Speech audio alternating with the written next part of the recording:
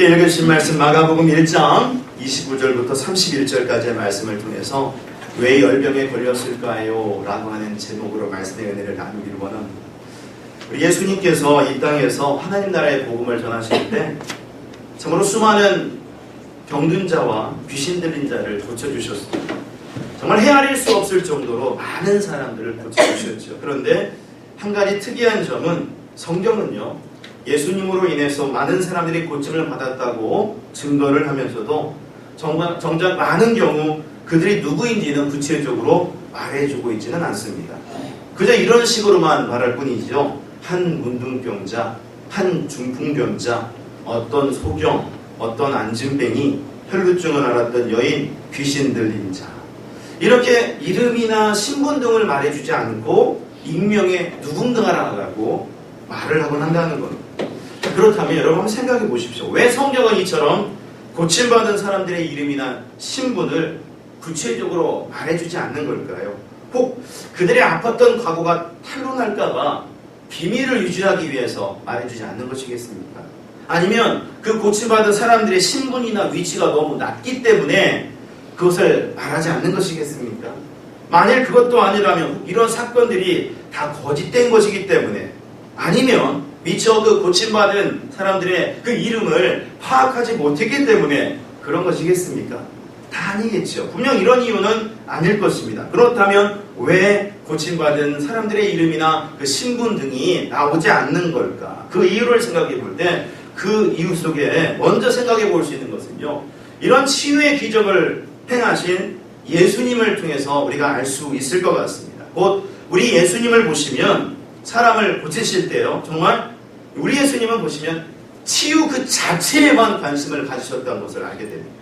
어떤 업적으로나 아니면 무슨 칭찬을 받으려고 치유를 행하셨던 것이 아니라 오직 치유 자체에만 관심을 가지셨던 분이 우리 예수님이십니다. 그래서 하나님 나라의 은혜를 증거하셨던 거죠. 따라서 성경은요, 그 일을 행하신 이 예수님, 그 모습이 중요하기 때문에 그 고침받은 사람들이 누구인가, 아니면 그 사람들의 신분이 무엇인가 라고 하는 것을 구체적으로 그렇게 말하지 않는다는 것입니다.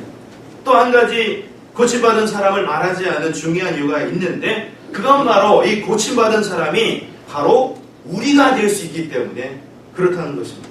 즉 성경에 나오는 그 질병이나 고통 가운데 거하고 있는 사람들 생각해 보십시오. 바로 우리들도 그렇게 고통받을 수 있잖아요. 그런데 그 사람들이 고침을 받았습니다. 그렇다면 우리들도 고침을 받을 수가 있는 거죠.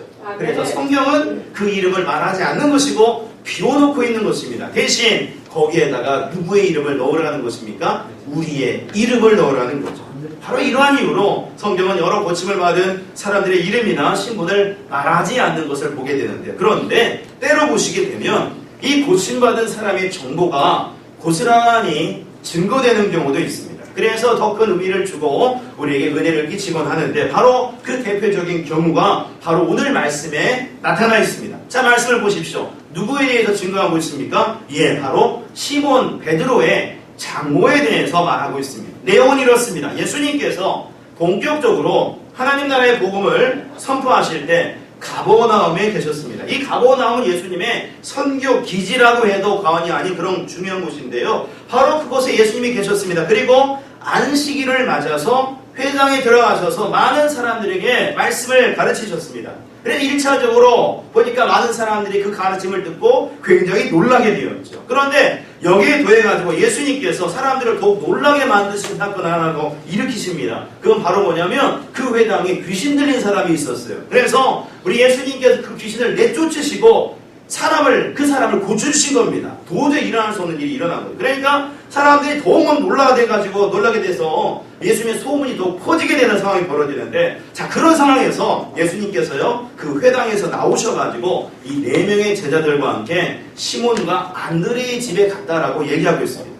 아무래도 막 가르치시고 많은 일을 행하셨기 때문에 피곤도 하셨고 배도 고프셨을 것이고 몹시 지쳐 있으셨던 것 같아요. 그래서 예수님께서요, 쉼과 충전을 위해서 시몬과 안드레의 집에 가셨던 곳으로 보입니다. 그런데 집을 갔는데 한 가지 문제가 발생하고 있었어요. 그건 바로 이 시몬의 장모가 열병으로 누워 있었다는 겁니다. 여러분, 열병이라고 그러니까 그야말로 열이 나는 질병이겠거니 열이 좀 많이 난 질병이겠건 이렇게 생각하실 수도 있을 것 같습니다. 그런데 영국의 성서학자인 바클레이가요, 팔레스틴 그 지역에 종종 나타나는 열병들을 좀 특징들을 설명하면서 찾아봤는데요. 이 열병이요, 여러 가지 특징을 좀 나타내고 있지만 요즘으로 치면 이 열병이 바로 뭐냐면 말라리아 같은 것이다 라고 이렇게 얘기를 하더라고요. 심한 오한과 통증이 일어나면서 굉장히 고통을 주는 그런 질병입니다. 실제로 누워있다라고 하는 이것을 의미하는 헬라어가 원어가요, 카타케미안인데요. 이 말의 의미는 위독한 상태다, 매우 위독한 상태다, 이걸 의미하는 말이라고 합니다. 그러니까 이 시몬의 정면은 그냥 단순한 열이 좀 나는 그런 차원의 그런 질병이 아니라 굉장히 심각한 질병에 걸려있다고 해도 과언이 아닌 거예요. 그런데 그때 누군가가 그 사실 예수님께 말을 해준 겁니다. 아마 이 사람은 분명 시몬은 아니었던 것으로 보여요. 다른 예수님의 제자 중에 한 사람이 그걸 말하지 않았겠는가 생각이 드는데, 그래서 그 말을 듣고 예수님께서 곧바로 그녀에게로 갔고 그녀의 손을 잡아 일으켜서 그 열병을 고쳐주셨다는 것입니다. 바로 이것이 오늘 말씀의 내용이에요. 그래서 언뜻 보면 그저 예수님께서 이 시몬의 장모의 열병을 고쳐주셨구나, 자, 예수님이 즉각적으로 다가오심으로 한 사람의 병자가 고침을 받은 거구나, 이런 차원으로 넘어갈 수 있는 본문입니다. 그런데 이 말씀을 많이 묵상해 볼 때요, 한 가지 도저히 넘어갈 수 없는, 그냥 넘어갈 수 없는 한 부분이 나와요.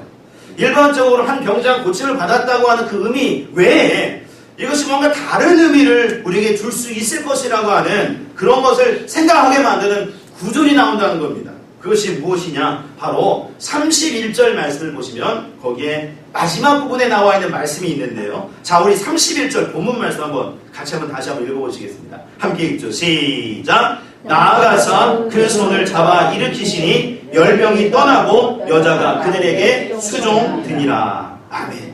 말씀을 보십시오. 마지막 부분 특별히 보십시오. 시몬의 장모가 열병에서 나은 후에 무엇을 했다고 그럽니까? 그들에게 수종들었다고 그럽니다. 그들이라면 예수님과 내 제자일 거예요. 그럴 때 그들에게 수종을 들었다는 거예요. 금방 죽을 것 같아서 누워있었던 시몬의 장모가 벌떡 일어나더니 먹을 것과 마실 것을 제공하면서 그들로 하여금 쉴 수 있게끔 그렇게 만들어 주었다는 거죠. 그러니까 이것을 생각만 해도 사실 참 극적이다라는 생각을 할 수가 있을 것 같아요. 그런데 여기서 우리가 주목할 것이 있는데 바로 이 수종든다라는 말의 의미입니다. 이 원어를 보니까 무슨 말이냐면 디아코니아예요. 디아코니아, 여러분 한 번씩 들어보셨을지도 모르겠습니다만은 봉사와 섬김을 의미하는 말입니다. 특히 주님의 교회를 위해서 섬기고 봉사한다는 의미를 갖고 있죠. 주님을 사랑하는 중에 주님을 믿고 의지하면서 봉사하며 섬기며 나아간다는 겁니다. 따라서 이 의미를 생각해 볼 때 우리가 생각하게 되는 것은 이 시몬의 장로에게 뭔가 변화가 일어났구나라는 것을 알게 되는 겁니다. 단순히 육체적으로만 건강하게 되었다, 질병으로부터 낫게 되었다는 것뿐만 아니라 뭔가 디아코니아, 주님의 교회를 위해서 섬기고 봉사하는 것을 의미하는 그런 말이라고 본다면 영적인 변화가 일어나지 않았겠는가라는 걸 생각하게 되는 거죠.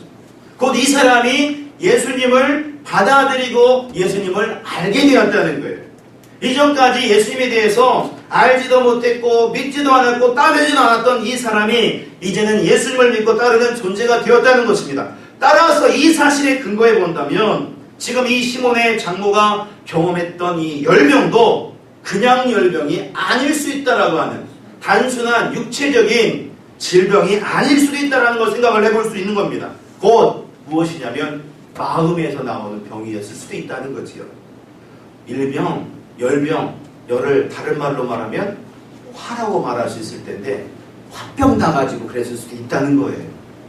화병으로 이렇게 몸져 누웠었을 수도 있다는 겁니다. 그리고 이 사실을 생각해 본다면 왜 이 시몬의 장모가 그 집에 열병으로 그야말로 화병으로 누워 있었으며 왜 시몬의 아내는 나타나지 않고 있는지 설명할 수 있을 것 같습니다. 곧 상황을 이렇게 보시면 될 것 같아요.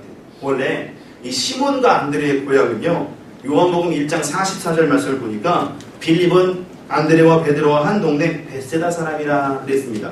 그러니까 이 시몬 베드로의 고향은 갈릴리 지역의 베세다 지역의 가버나움이 아닙니다. 그런데 이 시몬이 지금 가버나움에 있잖아요. 집이 있다고 그랬잖아요. 그러니까 결혼을 해가지고 장모라고 하면 결혼을 했다는 의미 아닙니까? 그러니까 결혼을 해서 가버나움에 와서 살았던 것 같아요. 그리고 이때 안드레 동생은 아직 결혼을 하지 않은 상태여서 형의 집에 같이 살았던 것으로 보입니다. 거기에 더해서 이 시몬 베드로는 그의 집에 아내 어머니까지도, 그러니까 장모까지도 모시고 살았던 것으로 보이는데요. 혹 어느 사람은 이 집을 시몬의 장모의 집으로 말하게 되는 사람들도 있습니다. 그런데 성경은 분명 그 집을 이 시몬과 안드레의 집으로 설명하는 것이기 때문에 시몬 베드로의 집에 이 장모가 와가지고 같이 사는 것으로 보여요. 그럴 때 여기서 한 가지 질문이 생깁니다. 왜 시몬의 장모는 지금 사위의 집, 아니 딸의 집에 와서 살았을까? 그럴 때 그 이유는 분명히 듭니다. 바로 이 사람에게는 남편이 없다는 얘기예요. 딸의 집에 와서 살고 있다는 것은 남편이 없다는 거예요. 또 중요하게 누가 없다는 것입니까? 아들이 없다는 것입니다. 딸 하나밖에 없다는 얘기일 수도 있다는 거예요. 그래서 딸의 집에 와서 불가피하게 살 수밖에 없다는 겁니다. 따라 생각해 보십시오. 남편도 없고 아들도 없다. 특히 아들이 없다.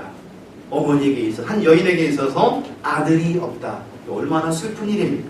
참으로 서러운 일이 될 수가 있죠. 왜냐하면 우리 한국 분들도 이런 경험을 하신 분들 굉장히 있을 수가 있고 그러는데요. 아들을 못 낳았다는 것, 이 유대 지역에서 이스라엘 전통에서 아들이 없다는 것은 정말 큰 서러움입니다. 차별의 대상이 될 수가 있죠. 근데 이 시몬의 장모가 바로 그런 상황이었다는 거예요. 그러니까 생각해 보십시오. 이 가슴에 얼마나 한이 맺혔겠습니까? 거기에다가 딸이 결혼해서 지금 살고 있는데 그 집에 살면서 아마 이 여인은 한 가지 소망을 가지고 살았을 거라고 보여져요. 바로 이 딸이 행복하게 되는 거죠. 모든 부모의 마음 그런 거 아니겠습니까? 특히 이제 사위인 이 시몬이 직업이 뭡니까? 어부잖아요. 어부. 예수님을 따르기 전에 어부로 살았잖아요. 그러니까 매일매일 고기 많이 잡아서 돈 많이 벌어서 늘 넉넉하게 살아가는 것, 자기 딸이 호강하면서 살아가는 것을 한 가지 소망으로 안고 그렇게 살아갔을 것 같아요. 그리고 말씀을 보시면 현재 이 시몬의 장모가 사는 집, 아니 이 시몬의 집이 사실 그렇게 작은 집도 아니었던 것으로 보여집니다. 왜 그러냐니까 이 본문 다음에요 32, 33절을 보시면 이런 말씀이 있어요. 우리 한번 읽지 않았습니다만 그 다음 구절 바로 있으니까 한번 큰 소리로 스크린 보시거나 아니면 성경 보시면서 읽어보실까요? 함께 읽겠습니다. 시작! 정으로 해질 때에 모든 병자와 귀신 들린 자를 예수께 데려오니 온 동네가 그 문 앞에 모였더라. 아멘. 여러분 안식일이 맞춰질 때쯤 해가지고 안식일이 못 움직이니까 맞춰질 때쯤 해가지고 어떻게 됐다고 그래요? 사람들이 많은 병자들이랑 해서요 그 집 앞에 왔다는 겁니다. 이 지금 시몬의 집이잖아요. 그 집 앞에 왔다는 건데 보니까 온 동네가 그 문 앞에 모였다는 거예요. 그렇다면 이 집 자체가 그렇게 작은 것은 아니었겠구나라는 것을 알게 되죠. 그러니 이 시몬의 장모 입장에서는 지금 현상을 유지하고 그대로 살아가는 것만으로도 괜찮은 것이겠다 생각하고 살았을 것 같아요. 그런데 한 가지 문제가 생기는 겁니다. 뭐죠? 그건 바로 시몬의 동생인 안드레가 요한복음을 보니까 예수님을 먼저 따랐잖아요. 그러니까 예수님을 따라가더니 급기야 자기 형한테 전도를 해가지고 예수님을 따르게 만드는 거예요. 사위인 시몬마저도 예수님을 따르게 되었던 겁니다. 사실 지금 이 당시에는 예수님의 복음을 증거하실 때라고 하지만 초창기잖아요. 알려지지 않을 때고요. 사람들의 시각에서 볼 때 예수님이 정말 가난하고 별 볼일 없는 사람으로 보여줄 수밖에 없는 그런 시기였습니다. 그런데 그런 예수님을 자기 사위인 시몬이 따른다고 하니까 여러분 장모의 입장에서 어떤 마음이 들겠습니까? 얼마나 속이 탔겠습니까? 아마 그때 이 속에서 이런 감정들이 막 나왔을 것 같아요. 첫 번째는 바로 실망의 감정이죠. 실망. 그 자기 기대와는 다르게 사위가 예수님을 따른다고 하니까요. 모든 걸 버리고 막 예수님을 따라 나가겠다 그러니까요. 실망하게 되는 거죠. 그러면서 무슨 생각이 들겠습니까? 앞으로 이제 어떻게 하면 좋나? 이런 생각을 하게 되는 거예요. 그래서 그 실망 속에서 그 마음에 화가 나는 것이고 결국 그것이 무엇으로 여러분 나타나게 되는 겁니까? 화병, 열병으로 나타나는 거예요. 여러분 막 실망하면 몸도 눕잖아요. 결국은요. 어떤 일 때문에 그 실망의 감정이 생기게 되면 그런 것이지 않습니까? 우리도 살아가면서 그렇습니다. 많이 느끼는 것이 바로 실망의 감정인데 우리가 뭔가 계획한 대로 되지 않았을 때 기대했던 것이 이루어지지 않을 때 바로 실망하게 되죠. 실망하게 되면 그 표시가 바로 뭐냐면 결병으로 나가는 거예요. 몸도 누워요. 이런 겁니다. 여러분 그런 경우 많이 보시곤 하는데 고등학교 3학년 아이들 한국에서 그렇죠. 여기서도 마찬가지지만 우리 학생들이 시험을 봅니다. 대학에 가려고요. 근데 시험 결과가 너무 자기가 기대했던 것만큼 나오질 않아요. 그러면 어떻게 됩니까? 그럼 바로 이제 실망해가지고 끙끙 앓기 시작하는 거예요. 심하게 열이 나면서 앓게 되는 겁니다. 왜냐하면 실망했기 때문에. 이 시몬의 장모가 실망의 감정이 컸을 거예요. 두 번째 그 안에서 나왔던 그 감정은 불만과 불평이지 않을까 싶습니다. 다 마음에 안 든다는 거죠. 왜 좋은 생활을 버리고 어려운 삶을 살아가려고 할까? 왜 굳이 그 예수라는 사람을 따르려고 할까? 만약 예수를 따른다면 내 딸과 이 집은 어떻게 되는 걸까? 아마 이 시몬의 장모는 생각했을 것입니다. 그래서 그런 모든 상황을 보면 굉장히 불평하게 되었을 거라는 것이죠. 굉장히 크게 불만을 가졌을 것입니다. 그런데 이런 불만하는 모습들 참 우리도 쉽게 가질 수 있는 그러한 모습이지 않습니까? 어떤 상황이 우리에게 딱 벌어졌을 때 왜 나에게 이런 일이 벌어질까? 왜 나는 이래야만 되는 것일까? 나는 앞으로 어떻게 되는 것인가? 라고 하면서 불평하게 되는 겁니다. 불평하면 사실 아무것도 좋은 것이 없는데 그것을 알면서도 쉽게 불평하는 게 바로 우리들일 수가 있다는 거죠. 그리고 그 불평의 결과로 보니까 시몬의 장모는 결국 열병에 휩싸이게 되었다라고 하는 것을 알게 되는 겁니다. 세 번째로 또 갖게 되는 이 시몬의 장모가 갖게 되었던 하나의 감정이 있다고 한다면 미움이지 않을까 싶어요. 미움. 곧 자기 사이를 꼬셨다고 여기는 예수님을 미워하는 겁니다. 또 자기 형을 또 설득한 안드레도 미워하는 거죠. 거기에 더해서 생각해보면 아마 이 시몬의 장모는 이때 자기 딸도 미웠을 거예요. 왜냐하면 보니까 적극적으로 자기 남편 말렸다는 얘기가 안 나와요. 예수님을 따른다고 할 때 적극적으로 반대하고 막 그래야 되는데 그렇지 않지 않습니까? 오히려 여러분 시몬의 안에 어떻습니까? 생각 가운데 바로 이때부터 예수님을 따르게 되지 않았는가라는 생각이 들어요. 왜냐하면 이후에도 보면은요, 시몬이 베드로가 되고 또 예수님을 따를 때에 자기 남편 찾겠다고 찾아온 적이 한 번도 없습니다. 그냥 내버려 두죠. 예수님을 따르도록 만듭니다. 오히려 여러분 보시면은 예수님의 어머니인 마리아와 형제들은 예수님을 잡으러 오기까지 했었어요. 근데 이 베드로의 아내는 그런 행동을 하지 않죠. 오히려 나중에 보니까 고린도전서 9장 5절을 보니까는요, 이런 말씀이 있습니다. 자, 우리 한번 고린도전서 9장 5절을 한번 보실까요? 함께 읽죠. 시작! 우리가 다른 사도들과 주의 형제들과 베바와 같이 믿음의 자매된 아내를 데리고 다닐 권리가 없겠느냐. 여러분 이게 무슨 말이에요? 사도 바울이 고린도 교회에 편지를 쓰면서 자기도 다른 사도들과 같이 결혼해가지고 아내를 데리고 다닐 수 있는 그런 권리가 있다는 그런 말입니다. 그러면 특별히 예를 들면서 누구를 말합니까? 게바를 말하죠. 시몬 베드로를 말하는 것이잖아요. 그러니까 이 시몬 베드로가 이 말씀을 통해서 우리가 알 수가 있는 것은 그 당시에 그의 아내를 같이 데리고 다니면서 복음을 증거했다는 것을 우리가 알게 되는 거예요. 실제로 전승에 따르면 이 베드로의 아내도요, 결국 자기 남편과 베드로와 같이 로마에서 순교를 당했다고 그럽니다. 따라서 이 시몬의 아내, 정말 자기 남편과 같이 예수님을 믿는 믿음 안에 거한 사람이었다고 볼 수가 있는 거죠. 그러니 이런 모습을 보는 어머니의 입장, 시몬의 장모는 어떻습니까? 다 미운 거예요. 다 미운 마음이 생기는 거예요. 그러니까 이 미운 감정이 막 크게 차오르니까 결국 급기야 뭐가 생기는 겁니까? 열병이 생기는 거죠. 실제로 여러분 살아가면서 누군가를 미워하고 막 싫어하면 어떻습니까? 밤잠 못 자고 그리고 속에서 막 열불 나가지고 결국은 열병 생기는 거예요. 바로 이 시몬의 장모가 그런 증세를 보였다는 거죠. 그래서 안식일에 예수님과 4명의 제자들이 함께 하면서 말씀을 증거하시고 은혜를 나타내시는 그 순간에 이 시몬의 장모는요, 집에 있으면서 열병이 나가지고 그 집에 누워 있었다는 겁니다. 거의 죽음에 이르도록 그렇게 아팠다라고 하는 것이죠. 그런데 보십시오. 그런 시몬의 장모에게 예수님께서 어떻게 하셨습니까? 그런 모습을 보면서 그 아픈 그녀를 보면서 책망하거나 아니면 그 사람을 나무라는 것이 아니라 그 아프다는 말씀을 딱 듣고요, 예수님은요 이 여인에게 다가가시는 거예요. 그리고 손을 잡고 일으켜 세워주시는 겁니다. 그럼 여기서 생각해 보십시오. 여기서 왜 예수님께서 그녀의 손을 잡고 일으켜 세워주셨을까요? 다른 경우를 보시면, 다른 병자들을 고쳐주시는 말씀을 보시면 어떤 경우는 예수님께서 눈먼 자를 나타났을 때 지능을 이겨가지고 이렇게 바르시기도 하고요. 또 어떤 경우는 그냥 말씀만 하시는 경우도 있고요. 또 어떤 경우 죽은 아이를 살릴 때에는요, 손을 이렇게 잡고 달리라금 이라고 말씀하시잖아요. 일어나라고요. 그렇게 말할 때도 있고 그러십니다. 근데 여기서는요, 예수님께서 아무 말도 안 하시고 그냥 손만 잡고 이렇게 세워주시는 거예요. 사실 열병이 났으면 분명히 열이 났다는 건데, 그러면 손에다가 이마에다가 손을 대거나 아니면 머리에 대는 것, 이런 것들이 맞을 겁니다. 그런데 예수님은 오히려 손만 딱 잡고 이렇게 세워주시는 거죠. 그럴 때 여러분, 이 모습 어떻습니까? 어떤 모습으로 여러분 보여주십니까? 바로 구체적으로는 이제 현실적으로는, 육체적으로는 열병을 고쳐주시는 모습입니다만은, 영적인 눈으로 가만히 바라보게 되면 이 모습은요, 손을 잡고 이렇게 세워주시는 그 모습은 이 여인으로 하여금 예수님 앞에 나오도록 부르시는 초청이지 않을까 생각이 들어요.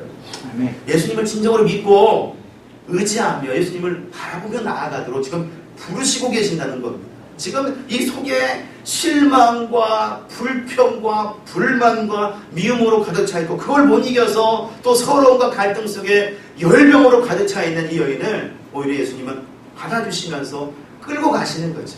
오라는 것입니다. 그럴 때 지금 보십시오. 이 시몬의 장모가 주님이 붙잡아 주시는 손을 잡고 일어섰지요. 바로 그 자리에서 일어섰습니다. 이는 예수님을 이제 받아들이고 또 믿고 의지하며 살겠다라고 하는 그런 표시가 될 수 있을 텐데요. 그럴 때 어떤 변화가 일어나느냐? 그렇습니다. 그녀가 주님과 4명의 기자들을 수종드는 그런 모습이 되었다는 겁니다. 섬기고 봉사하는 모습이 되었다는 거죠. 사실 이 말씀을 읽으면서 왜 이 시몬의 장모, 열병이 나가지고 고통스러웠을 텐데 어떻게 이렇게 일어나가지고 바로 수종을 둘 수 있을까? 아무리 나았다고 하지만 어떻게 일어나자마자 일을 할 수 있을까? 이런 질문도 할 수가 있고요. 또 지금 보면은 이 시몬의 아내, 그러니까 이 딸이 나오질 않잖아요. 그러니까 이 딸은 뭐하고 있나 라는 생각도 들고 그럴 텐데요. 지금 왜 수종을 들었다고 하는 것을 강하게 강조하고 있을까라는 것을 생각해 보면, 바로 이 여인이 육체적으로도 낫게 되었지만 예수님으로 인해서 그 영혼의 평안을 누리고 기쁨을 누렸기 때문이지 않을까라는 생각을 가져보게 된다는 거죠.